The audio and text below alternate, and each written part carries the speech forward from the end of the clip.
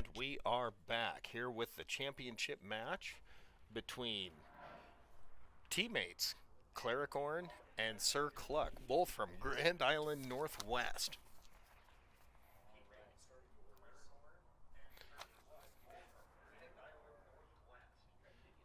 Both are seniors.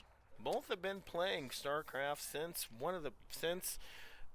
since we started playing StarCraft in the before the NSESA before the NSESA was even an official organization, when we were just kind of a loose conglomeration of schools that were a loose conglomeration of schools that would just play games versus each other. We started playing StarCraft um, when we first started as a game that was free, and we wanted a 1v1 game, and it doesn't have a lot of real technical requirements for your computer. You don't need a high-end computer to be able to play it effectively.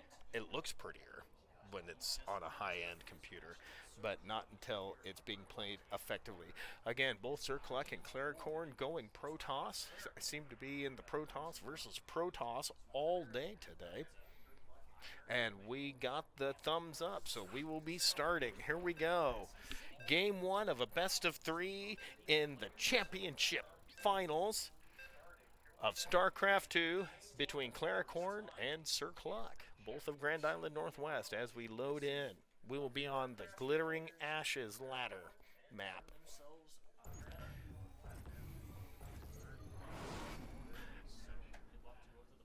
Here we go, and as they start, we have Claricorn in the bottom left as the red Protoss, and in the top right, Cluck Daddy or Sircluck, both as the purple Protoss, both from Grand Island Northwest. Cluck Daddy goes ahead and starts with a pylon and dropping gas. He still has not built a worker yet. It seems like he is just warping in buildings, going right into a gateway. There, he started chrono boosting out his workers. Claricorn going the more standard build, pylon into gateway, while chrono boosting out his workers. As you can see, his worker count is 16. And Cluck Daddy is only one behind at 15. Cluck Daddy dropping an early gas, so he's going to go ahead and start mining that. Sircluck just now starting his assimilator, so he will be able to mine the gas. Kind of a neat color scheme on Claricorn's right here. A little darker, not quite the golden color that is the standard for StarCraft, the standard skins, I should say. Going to drop his second gas is Cluck Daddy, and starting his cybernetics core that will allow the use of gateways being turned into warp gates. He will cancel. No, they're going to go ahead and warp in a forge. Cluck Daddy warping in an early forge. And here comes the scout from Claricorn. He's going to go ahead and make sure he's going to spy on, see what Cluck Daddy's doing. Here's the cybernetics core and the gateway. Looking at the mining, it's about even for both of them. Claricorn with more workers going the more macroeconomic route, and going to spy on what Cluck Daddy is doing. If we look at it from Claricorn's point of view, he is getting all of this information, going around, making sure there's nothing behind, and seeing all of the buildings, also noticing that there is no expansion here. Probes are getting wrecked. And he knows something else is being warped in, and so he will go back with that knowledge that there is not anything up there to be. There's not an expansion, so that's a little worrisome. You might want to tech into stuff. And if we look at things from Cluck Daddy's point of view, Cluck Daddy, ooh, he had a Stargate warped in. We are at the 3-minute mark. Again, a gentleman's agreement in the NSESA that we do not cross the middle with army units or buildings until the 4-minute mark. This encourages more macro builds. This encourages players to get stuff out and not just go cheese builds of cannon rush, proxy, proxy, uh, proxy barracks. Excuse my brain stuff. But this is all Sircluck sees. Sircluck has not gone beyond, has not scouted anything out. We'll go back to the everything tab and see. Here's the hallucinated phoenix at right at 4 minutes, going to scout out to see what what Cluck Daddy is doing. Claricorn scouting that out. Cluck Daddy going into a fleet. Good grief, he went straight to carriers. One base, straight to carriers. My goodness, 4-minute carrier being produced. I don't know. So Claricorn going in with a shield battery, only has 3 stalkers, only has 1 building.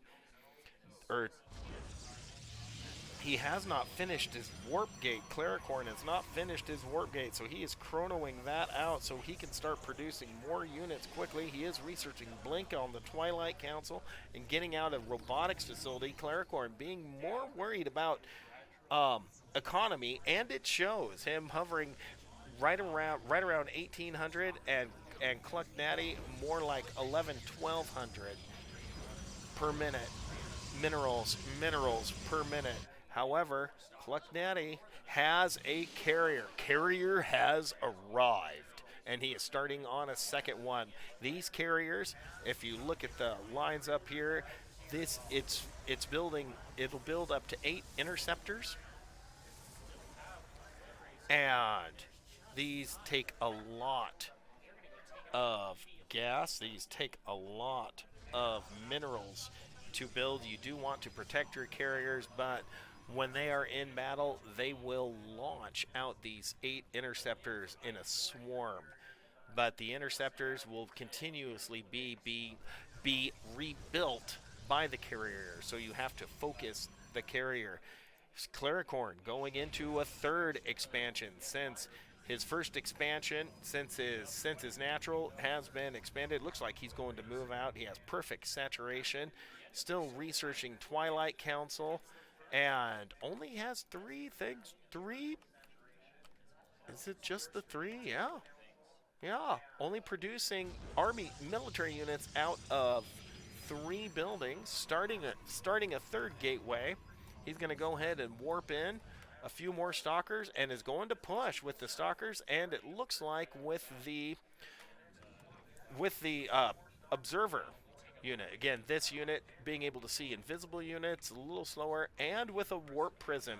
This unit here does not shoot, it does not deal damage, but you can kind of set it so that it doesn't move, and you can warp units to it. Here we go, just like that. He'll warp in 3 more. 3 more, and it looks like he may be worried about, and here we go. They're going to focus, Claricorn focusing down the carriers while ignoring the interceptors and blinking forward. And that is game 1 with the surrender from Cluck Daddy going them early. Carriers.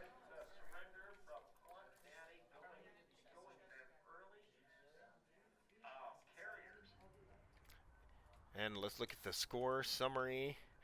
Again, with resources mined, with units, he just had more. Claricorn had more unit structures. Sircluck was a little better, and Claricorn had more research. We will be back. So Claricorn winning game 1. We will be back with game number 2.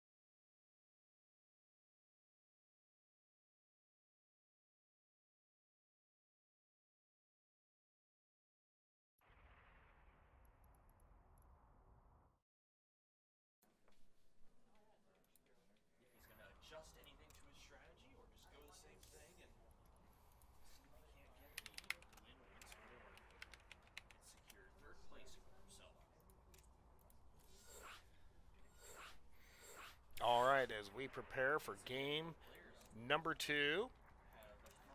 Oops, I don't want you.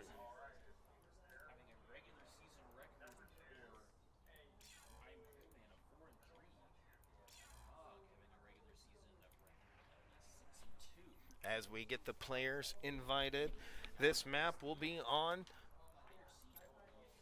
Burlingrad, as we have, again, these two teammates who have been playing for several years now, both in their senior year, playing 1 and 2.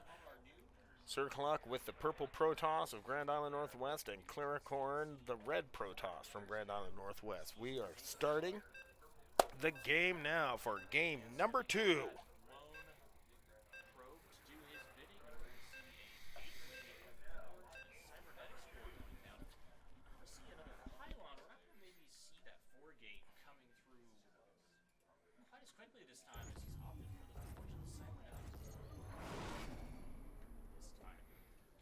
And here we go.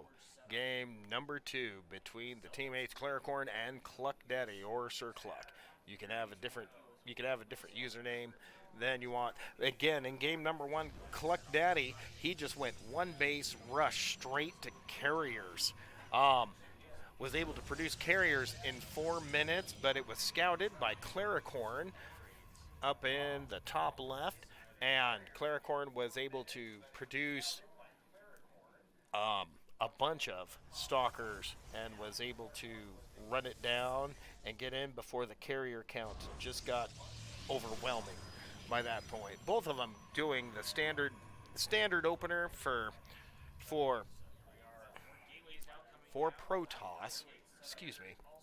Both of them doing the standard opener for Protoss. Pylon going into a gateway. Pylon going into a gateway. And then lots of going into a production. There we go. Pylon into gateway, into assimilator. Cluck Daddy going ahead and dropping both assimilators and getting them right away, and then stalking them right away. Cluck Daddy doing the more standard into assimilator, into cybernetics core.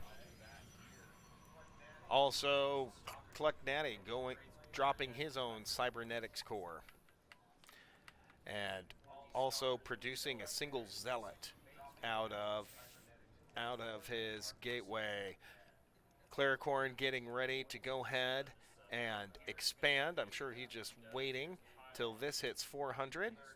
There it was, and the cost of a new Nexus is 400 minerals, and he will start that one. Let's look up here at his saturation. Oh, he has 19 out of 16, so he'll probably switch 3 off right to here, and will achieve perfect saturation. Okay, working on the warp gate technology, which is extremely important for Protoss, as they go ahead and warp in.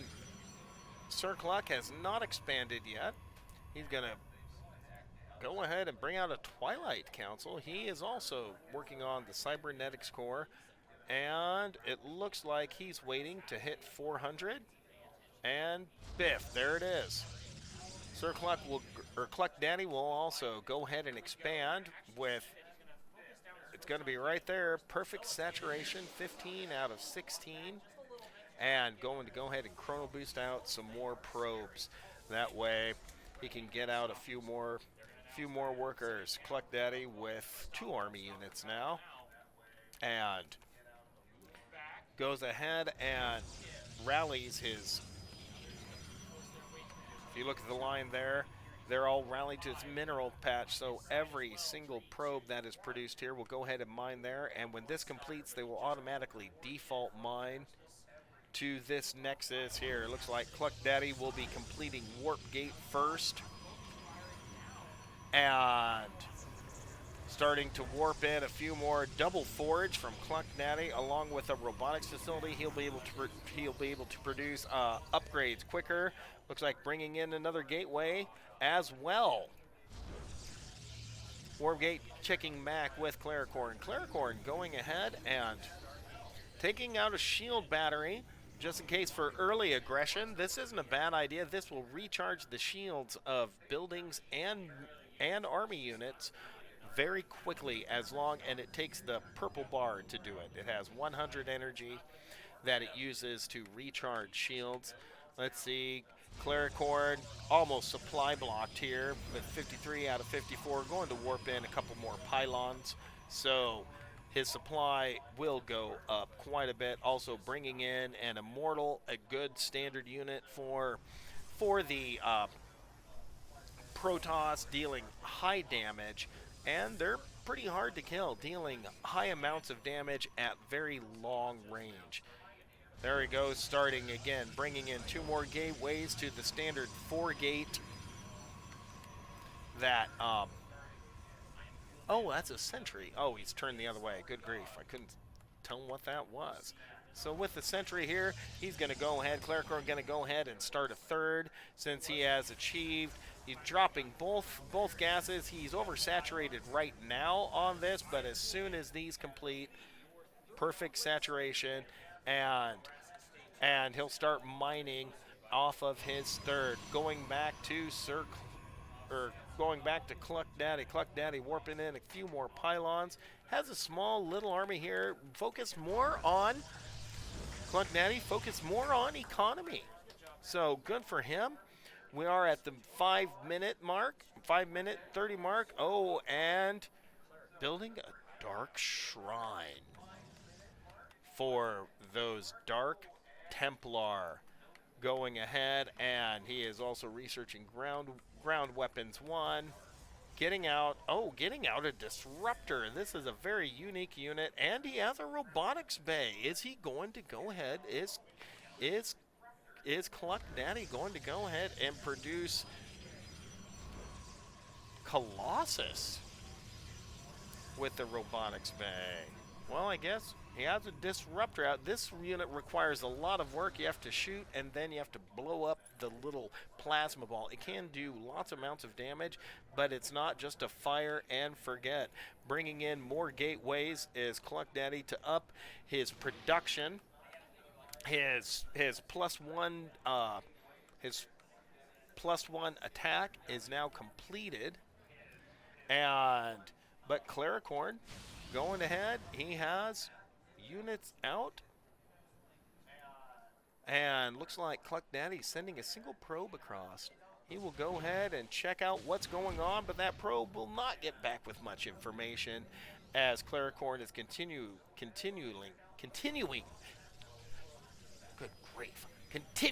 to warp in units, bringing in a couple more zealots, going hard into the Immortals, and also getting charge for his zealots. That means the zealots will go ahead and be able to charge in super fast. And he has completed an Archon. Archon having 350 shield, 10 health, but 350 shield. Charge almost complete. The Archon dealing over 30 damage and more with upgrades. And bringing out some more zealots. And a second Archon. Looks like this is going to be a big battle. Cluck Daddy expanding, doing a double expand. And trying to warp in as many guys as he can, but look at the supply. Claricorn just winning the supply war at 136 supply with 66 workers. Cluck Daddy with 85 supply and 43 workers. 71 army to 41 army. Although Cluck Daddy is the only one that has upgrades. And he's going to go ahead and bring his 3 disruptors across. Disruptors being not that good by themselves, putting a little secret base up here that's so cheeky. Let's see what he does. Let's see what Cluck Daddy decides to do with that. now on Claricorn, now on 3 bases, and look at the mining. 24, 2500, 2600 to Cluck Daddy's 18, 1900. Looks like you're just gonna bring these disruptors back. You can see the range that they have. They have a certain amount of, they have a very long range, and the gas mining of hovering right around 900, 1000 to 600 here. As far as the winning the army size war, winning the it army size, worker size, and just and the supply war, Claricorn is close to doubling Cluck Daddy's supply. Cluck Daddy going to warp in a couple of pylons. See what he's doing up there. Claricorn doesn't know that's there. And we'll go ahead and invade it with a Cluck Daddy being a little cheeky, invading with a Dark Templar, the invisible unit. Thing is, Claricorn has an observer. He noticed his units dying, and so he just, with the observer can go ahead and see invisible units, and there's Claricorn moving this monstrous death ball across the map. He's going to double check to see if there is one here, and there's the charge activating on the zealots. You can see them just moving super fast, just flying in there really fast.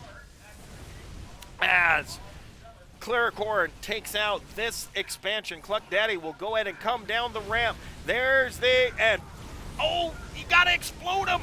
Don't get him forward.